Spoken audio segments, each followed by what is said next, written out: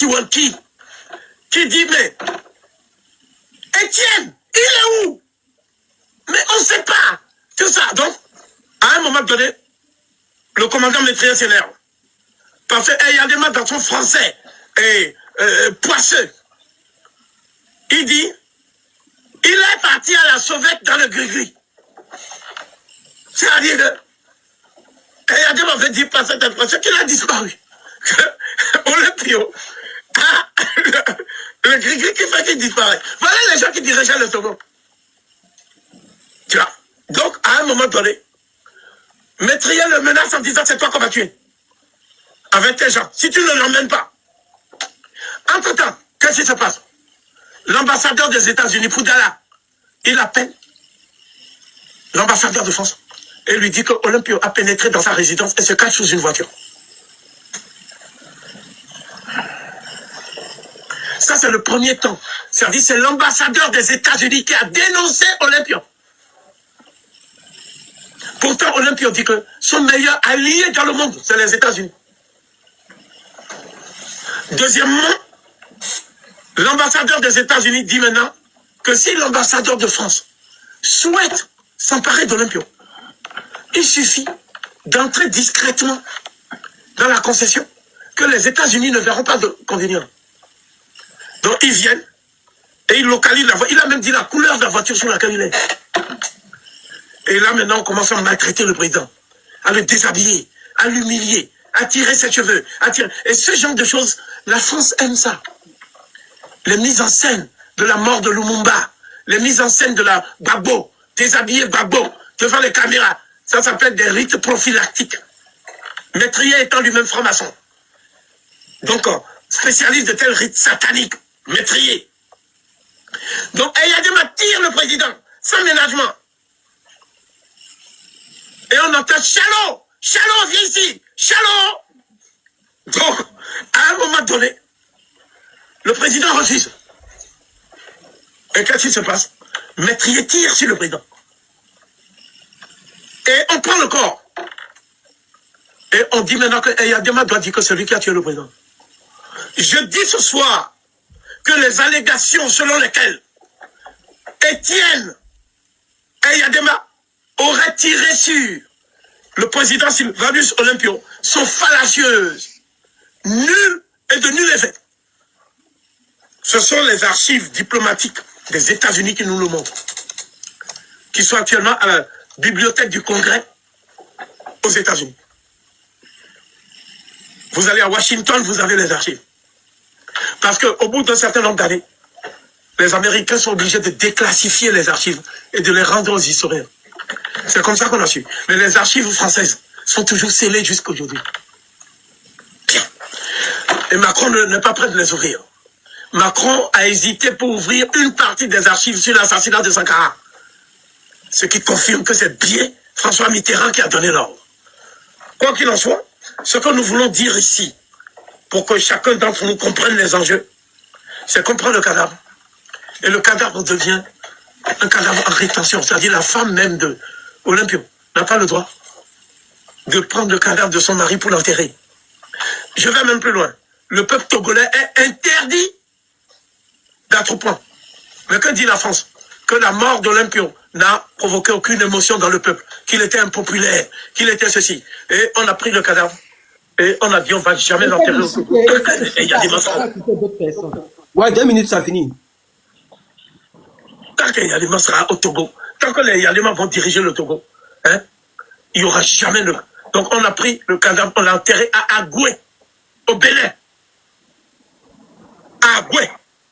Et on a interrogé Gilles Christ Olympio, le fils de celui qu'on a enterré au Bénin. Est-ce que tu veux qu'on vienne enterrer le cadavre de ton père au Togo? Il a dit non. Il faut le laisser là-bas. Gilles Christ, dont je parlerai des exploits plus tard.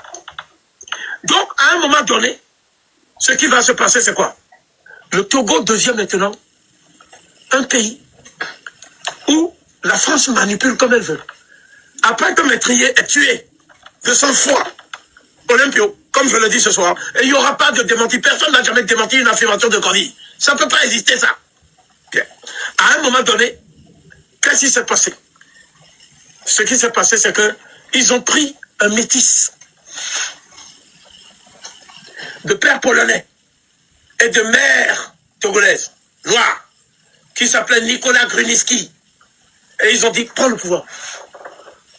Or, Gruniski avait des liens de parenté avec Olympio. C'est comme si on tue ton parent et on te dit, prends sa place. Gruniski prend le pouvoir, mais ne dirige rien. J'attire votre attention sur le fait que c'est un blanc qui dirigeait le Togo. C'est le commandant Maîtrier qui dirigeait le Togo. Daniel, c'est fini. C'est la triste réalité du Togolais, ça. Ok. Ok. On va continuer. On va écouter Midnight. Bonsoir, Midnight. On peut Ok, vous bonsoir. écouter, s'il vous plaît. Contrôlez Oui, vos paroles. Voilà. oui, je vous suis depuis quelque temps. Je suis togolais, mais je ne vis pas au D'accord. Togo. Tout ce que vous avez raconté ici, c'est la pure vérité. Les Togolais sont pris en otage par leurs propres frères. Qu'est-ce qui se passe? Faure n'aurait pas dû devenir président en 2005 à la mort de son papa. Il s'est pris dans un engrenage et aujourd'hui, il ne sait plus à quel sein se vouer et il répète les erreurs. Parce que lui-même, là où il est, il sait que ce qu'il fait, il le fait contre le peuple parce qu'on a changé la constitution, on n'a pas consulté le peuple, ils ont changé la constitution en pleine nuit. Donc on m'a dit de ne pas dire certains mots, donc je ne vais pas le dire comme on dit en togolais, fiafito. Bon, ça c'est entre nous. Donc, et aujourd'hui, il est dans une situation, il est dans une impasse et il sait que il n'a pas la bénédiction des Togolais pour gouverner le Togo. C'est pourquoi ils ont érigé la prison en une méthode de gouvernance pour faire peur aux gens. La prison au Togo, c'est comme une institution pour faire peur aux Togolais. Il y a un Togolais qui s'appelle Afesio et qui a écrit un poème qui est bien écrit d'ailleurs. Moi, j'ai même la musique qui a été faite sur le poème, dont le titre est « Fais ta part ». Le monsieur qui est un jeune diplômé en droit, mais qui s'essaie en agriculture, il a été emprisonné, laissant derrière lui sa vieille femme et sa vieille mère, sa femme et sa petite fille. Il faut dire que tous ceux qui ont parlé ici, les Ivoiriens, les Burkinabés, les Maliens, vous tous, tout ce que vous dites sur le Togo, c'est la pure vérité. Moi-même qui parle ici, si on connaît mon identité, bon, je descends souvent à Lomé, on va m'arrêter à l'aéroport. Parce que la prison, c'est ça qu'ils prennent pour faire peur aux Togolais, parce qu'ils savent que les Togolais peuvent se soulever à tout moment. C'est la prison qui est maintenant érigée En tout cas, en votre méthode président l'a dit, il n'a pas peur de prison. Même Thomas Dietrich, il a enfermé Thomas Dietrich 2 semaines. Thomas Dietrich, qui est français là, il a enfermé 2 semaines. Oui, Thomas au Togo, la Dietrich, prison, la prison, on dit même qu'il y a un adage populaire que nous disons au Togo que le Togo même est une prison à ciel ouvert.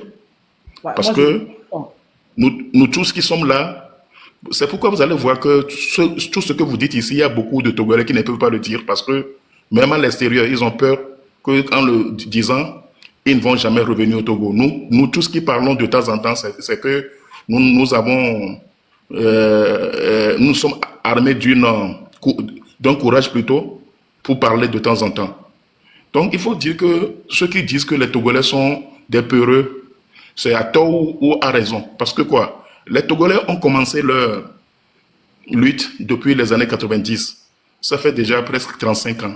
Donc à un moment donné, il y a eu vraiment du découragement. Parce que de 90 jusqu'à aujourd'hui, plus de 3000 personnes ont été tuées. Parce que des fois, ils organisent des opérations punitives. Et malheureusement ils se sont entourés de leurs frères du Nord. Bon, je dis pas qu'il y a pas des nordistes démocrates au Togo. Il y a des nordistes qui sont emprisonnés. Il y a des nordistes qui sont partis en exil. Même le monsieur, le milliardaire togolais, qui était en exil, qui a été assassiné en Afrique du Sud, le feu Bertin Agba, il est de Kara comme Faure, mais il était devenu opposant à Faure. Et Faure, il était en exil, il a été empoisonné. Et lorsque sa femme est revenue au Togo, sa femme qui souffre d'ailleurs d'un cancer du sein avancé, a été emprisonnée par Faure durant 8 mois. La femme vient d'être... attends. Le monsieur, ils l'ont tué où en Afrique du Sud? Oui, c'est un opposant togolais qui est de Kara, comme Faure, qui est milliardaire. Il était immensément riche. D'abord, tenez-vous bien, son compte bancaire au Togo a été vidé du jour au lendemain. Mais on dit que si on a pu autoriser que ce compte bancaire soit vidé dans une banque togolaise qui est une institution bien...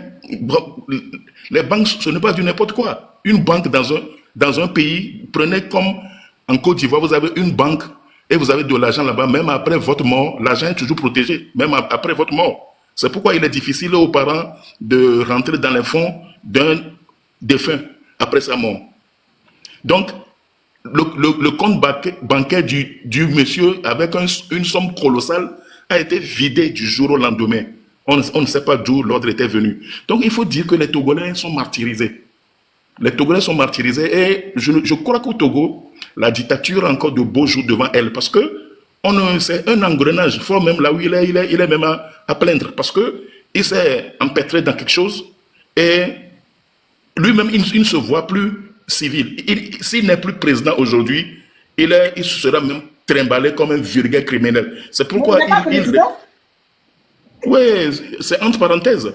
C'est entre parenthèses. Il se fait entourer par le pouvoir pour avoir cette immunité immortelle. Il veut mourir au pouvoir pour échapper à tous les maux qu'il a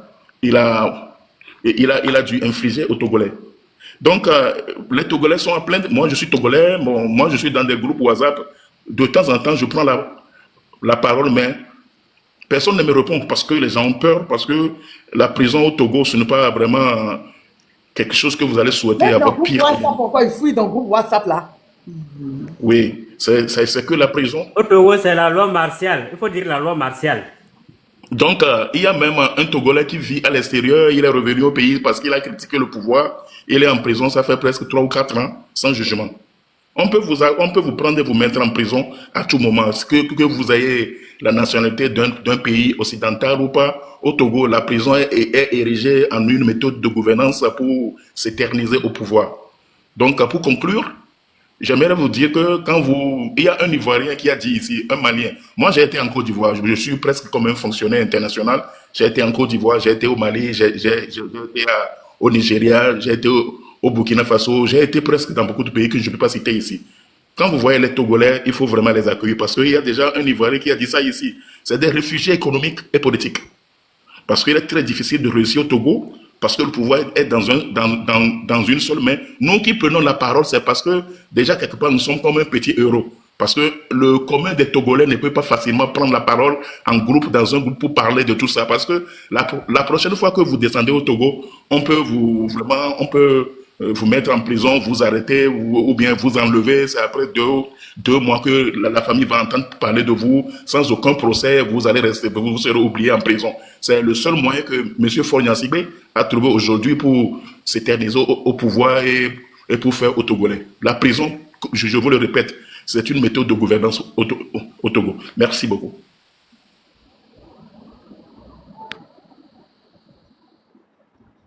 Merci, monsieur. Merci. Tu sais, c'est que quand ils ont fait ça, ils ont demandé les chefs traditionnels. Tu sais ce que les chefs traditionnels ils ont dit? Écoutez ce qu'ils ont dit. Selon les explications que la délégation vient de nous fournir sur les avantages du régime parlementaire, nous espérons que c'est une très bonne chose que nous pouvons expérimenter. Si on l'a déjà fait dans notre pays, je crois que les chefs traditionnels sont persuadés que nous devons également, une fois encore, exercer, appliquer ce régime pour voir ce que cela peut dire.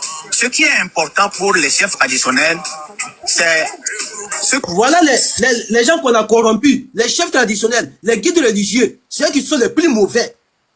Si on souffre aujourd'hui au Togo, c'est à cause de eux. Parce que c'est eux qui arrivent à manipuler le peuple.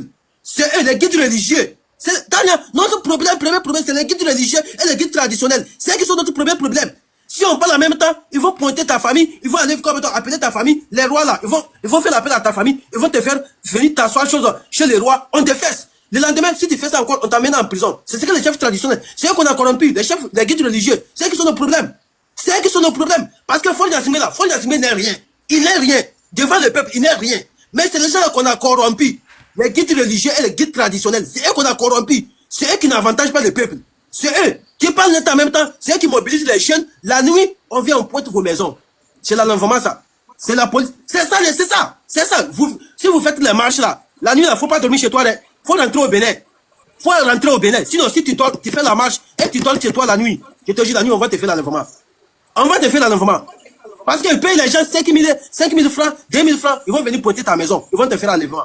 Le lendemain, vous sortez, vous ne voyez pas quelqu'un dans votre quartier. Même dans les mosquées, ils sont rentrés pour frapper les gens. Dans les mosquées, ils sont rentrés pour frapper les gens dans les mosquées. Casser les mosquées, frapper les gens. C'est ce qu'ils font. C'est ce qu'ils font. C'est quelque chose là, ça a dit. Vous avez frappé Guy Hervé Sania là-bas. Tu as vu quelqu'un parler? Tu as vu quelqu'un parler? Un député. Tu as vu quelqu'un parler? Même dans le CDAO, est-ce que tu as vu quelqu'un parler? Vous avez fait plus qu'on est. Tania, est-ce que tu as vu quelqu'un parler? Ils l'ont frappé, c'est les militaires qui sont infiltrés, ils l'ont frappé. Est-ce que tu as vu quelqu'un parler? La CDAO, personne ne parle pas. Hein. Personne ne parle pas. Bon. Personne ne parle pas. Les guides religieux, ils sont prêts pour vendre le peuple. Ça, c'est un diplomate ou à la Fago. C'est un diplomate qu'on la Fago comme ça. Hein. Un représentant d'un État. Imagine nous les croyants, Tu imagines nous la croyants. Tu imagines nous là à côté là. J'imagine. Mais s'ils nous ont gagné. Mais moi, bizarrement. Moi, je dis, c'est les représentants du diable. Moi, je vous le dis, hein, ce monsieur-là, c'est une incarnation de Foka. C'est une incarnation de Bob Denard. Peuple togolais, Yako. On compatit à aujourd'hui. Jacques Foka, son doigt. Si tu les vois, tu vas dire que c'est un... Si tu les vois, c'est comme quelqu'un qui ne parle pas. Si tu les vois, c'est comme quelqu'un qui ne parle pas. C'est le démon en personnel, ça. Si tu les vois, il ne parle pas. Il est mou comme l'eau. Mais si tu le vois, c'est un démon. C'est un démon en place. Ce que tu le vois là, c'est un démon en place. Il parle pas. Pourquoi ils vont sauter live là? On est déjà sur restriction. Hein? Je vais laisser les autres vont parler. Je vais te montrer à l'hôpital. Nos mamans là, ils accouchent dans les couloirs, sous la terre. C'est là-bas sur mon canal que tu as monté vidéo, ça, pourquoi on coupe le live là? Non, ça, on va. Non, je vais vous faire écouter seulement. Je ne montre pas la vidéo. Tu vas voir les femmes qui accouchent. Laisse Midlife terminer. Midlife n'est pas terminé. Midlife termine, s'il te plaît. Bon, il faut dire que le monsieur qui vous parlait... Monsieur, pardonnez, je vais passer un message. Les gars, pardonnez, on a plus de 1800 personnes. Regardez le tapotage de l'écran alors que nous sommes en restriction. On a et envoyez le 15 jours. C'est même pas normal. Même. Ça, c'est la sorcellerie en plein midi. C'est que vous suivez des gens comme si on est en train de regarder le journal de télévisé. Alors que vous savez que TikTok, c'est pour tapotage, envoyer des quais de roses, etc. pour sécuriser le live. Vous savez. On est déjà sur restriction. Dieu merci, même on monte. On est déjà sur restriction. Dieu merci, le live monte. Donc, s'il vous plaît, sécurisez le live. Vas-y, monsieur Midnight, terminez, s'il vous plaît. Bon, j'aimerais dire au monsieur qui vient de parler en disant que les chefs traditionnels trahissent le peuple. Vous savez, il ne faut pas accuser les gens parce que, il y a des moments, quand il était au pouvoir, il s'est fait une fortune de guerre. Il a collaboré avec les anciens chefs d'État, le cas de Samuel Doe de Libéria, l'ancien chef rebelle Jonas Savimbi, c'est lui qui fournissait les armes. Même l'assassinat de Sankara, Eyadema était dans ce coup. Il s'est fait une fortune de guerre. Il a des milliards de dollars. Donc cet argent-là est tombé dans la main de son fils.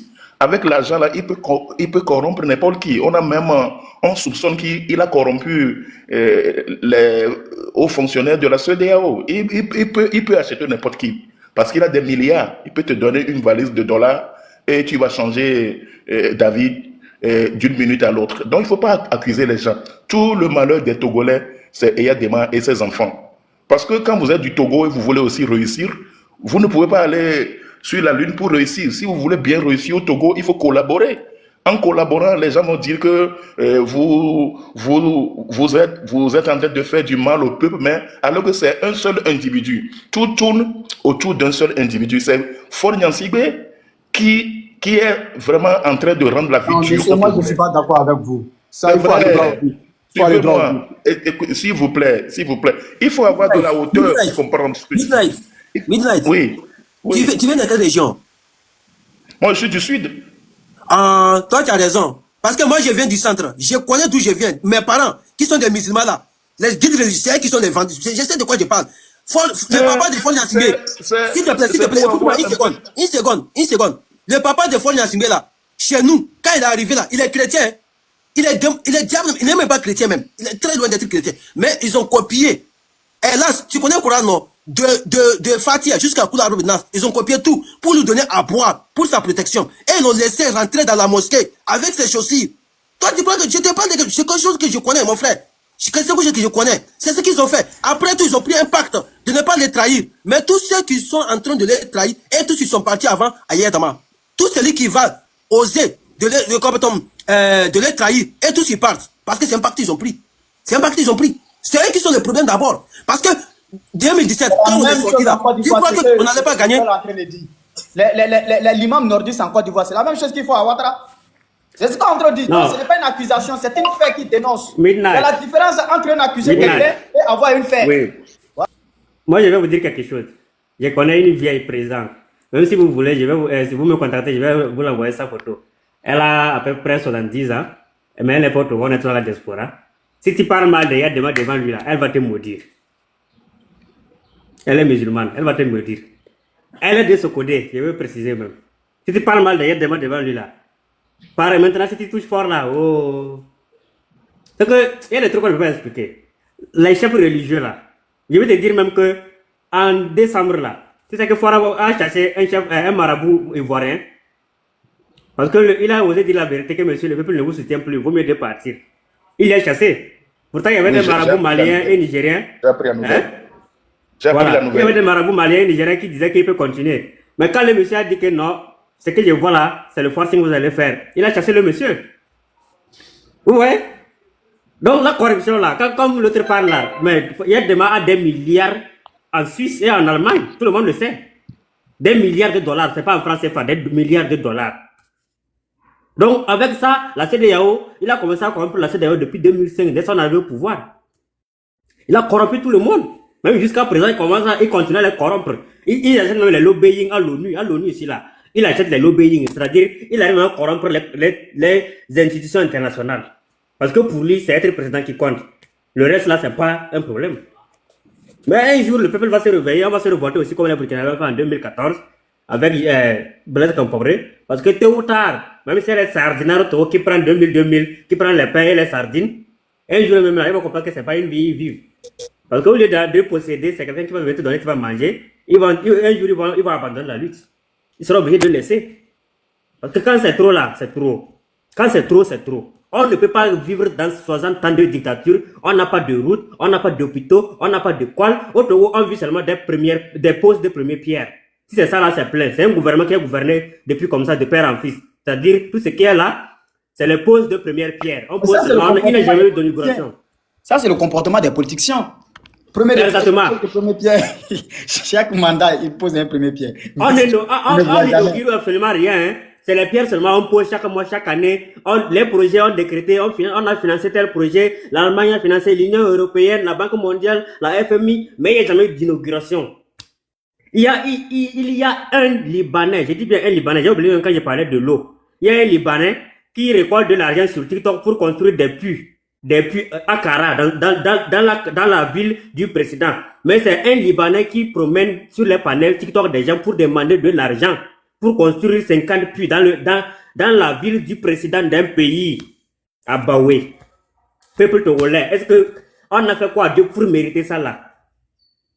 Un président vivant, jeune même, il n'est même pas vieux, on va dire c'est un vieillard, c'est un mamie, mais un jeune homme dans la cinquantaine, c'est un Libanais qui va quitter au Liban, venir pour ses business, abandonner ses business. Voilà, il est venu. Ça fait que j'ai baissé mon lait. Voilà, billet. J'ai ça de voir les toilettes. C'est sérieux. Un Libanais qui promène des panels, il fait des publicités pour demander de l'argent à n'importe qui comme vouloir l'aider.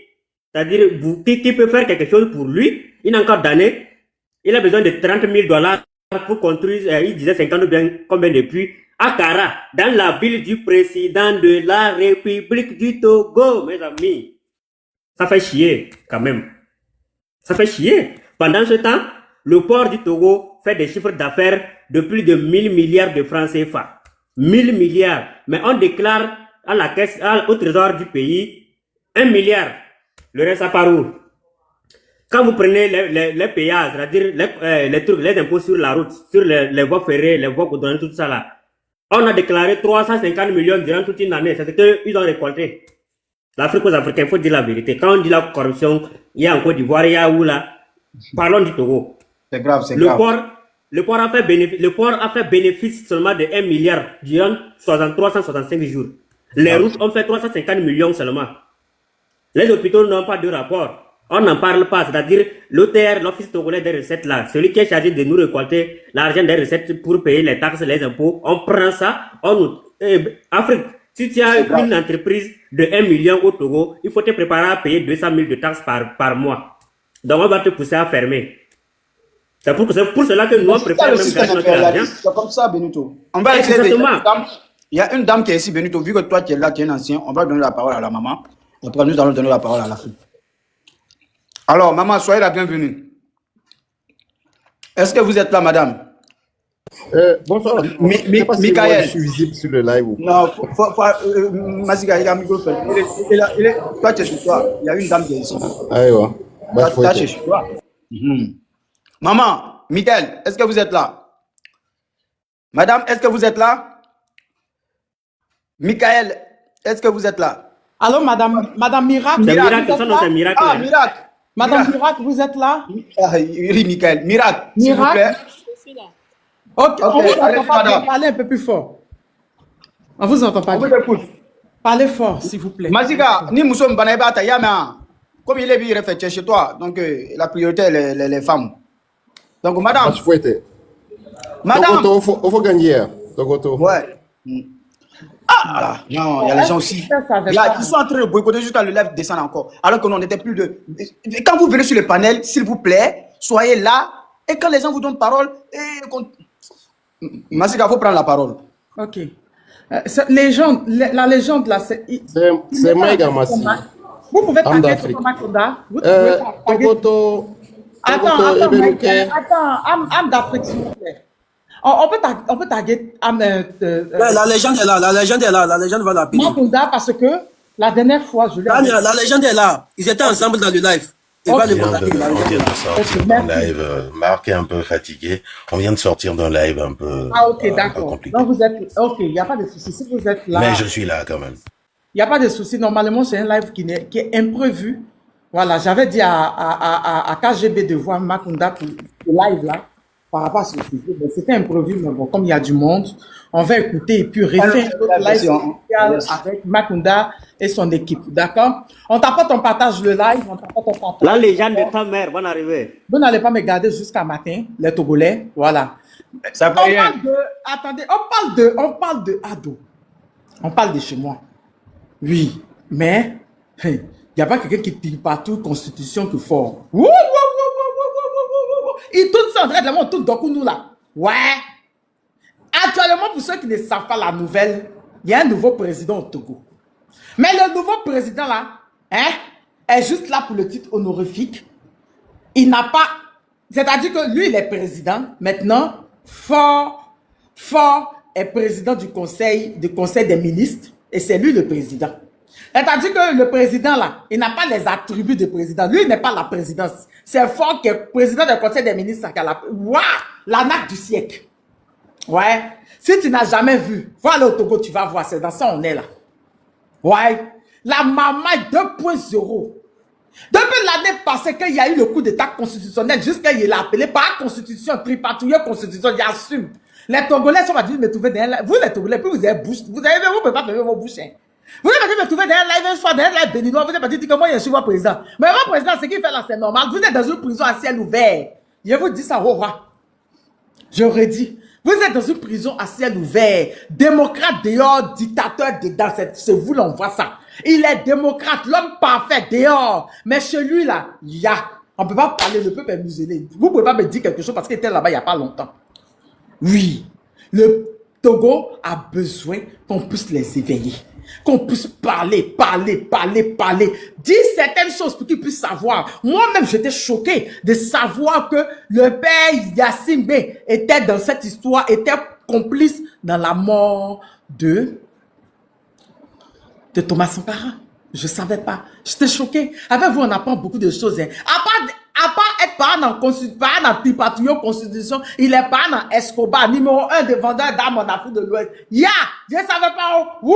Non, mais vous nous cachez les choses. À part nous apprendre à préparer à des mains sur TikTok et le Dokounou et le Abolo, mais c'est le quoi? Il y a un qui commence par A là.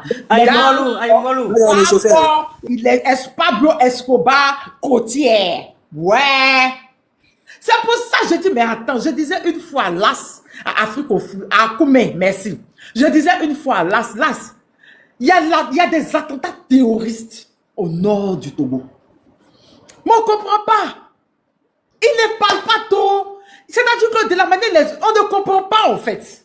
Normalement, le pays de la CEDEAO qui doit se rallier au pays de l'AES pour pouvoir lutter. Bon, l'année passée, il y a eu des exercices, des entraînements, des exercices avec le Mali, le Burkina, le Niger, le Tchad et le Togo. Oui, quand on a vu ça, mais il y a des attentats terroristes. J'ai pas compris. Pourquoi il est ami au Burkina, il se rallie pas au Burkina pour pouvoir contrer ces terroristes parce qu'ils sont du côté du nord, vers Saint-Cassé, là-bas, tout ça.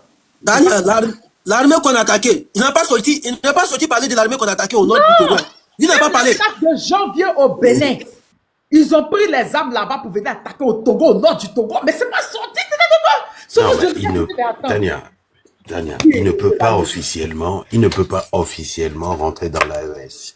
Parce que la France, il ne peut pas, c'est impossible.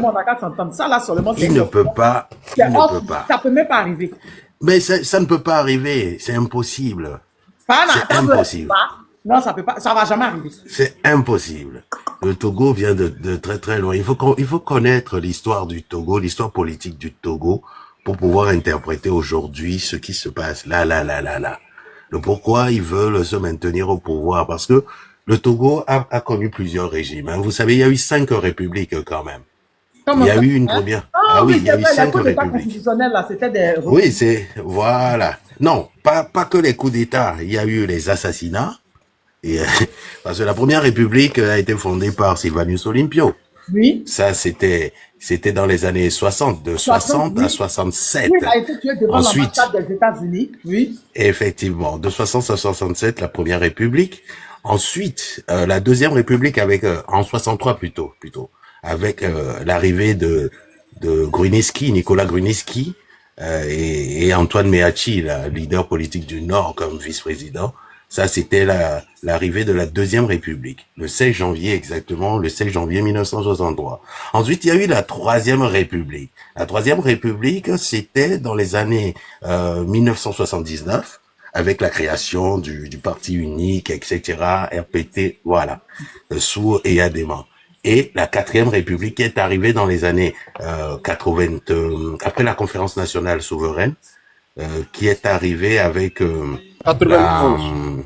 Ouais, voilà, en 91, effectivement. Et cette même constitution qui a été promulguée en octobre 92. Voilà, les 4 républiques du Togo.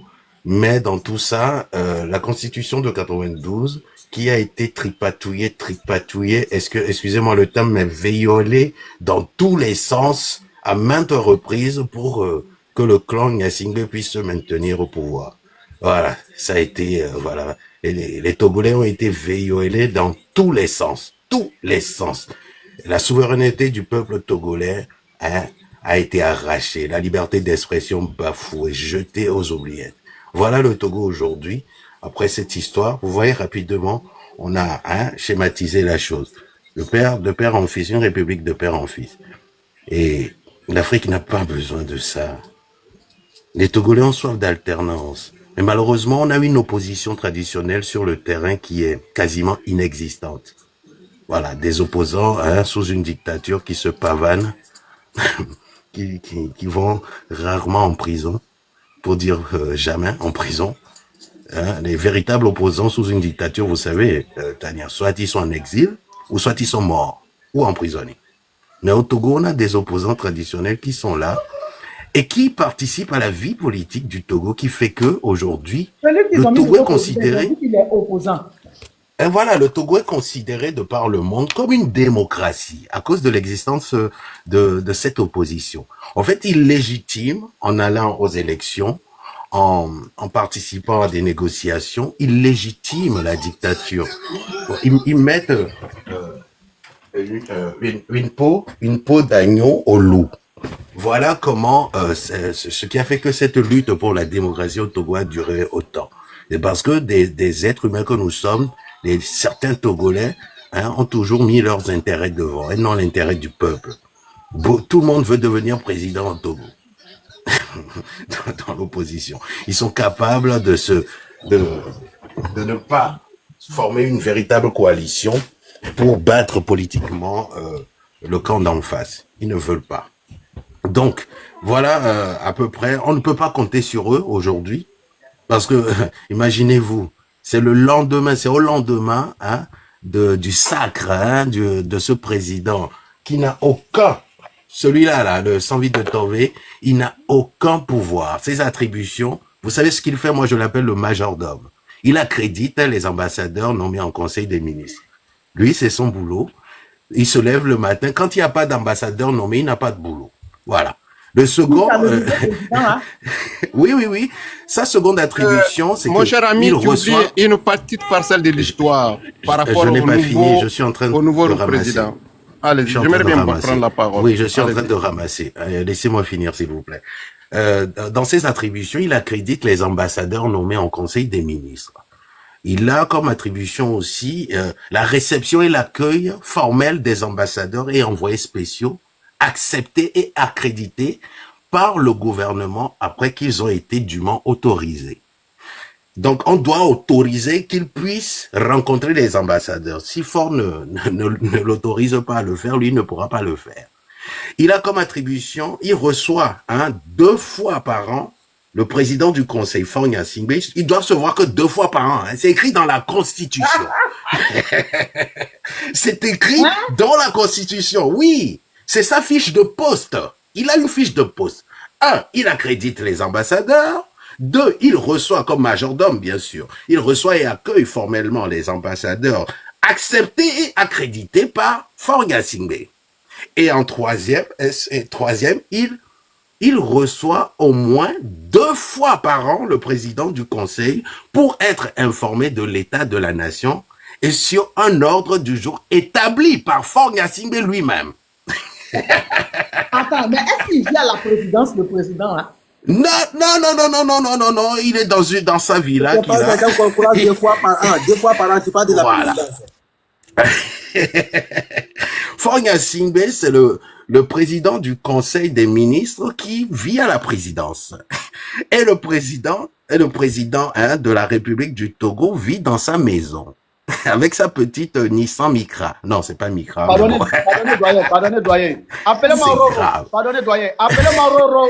Et en dernier, bon, comme il faut qu'il fasse un peu de sport, vous savez, il a une canne. En dernier, comme c'est le beau papa, il faut qu'il fasse quelque chose. Il décerne les décorations de la République.